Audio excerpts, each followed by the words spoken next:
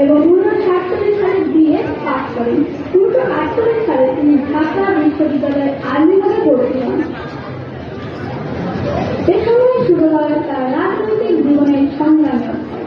শৈশব থেকে তিনি তৎকালীন সমাজ জীবনের জমিদার, তালুকদার, মহাজনদের অত্যাচার শোষণ দেখেছেন দরিদ্র মানুষের দুঃখ কষ্ট, যা তাকে ভালোবাসার শিক্ষা করেছে।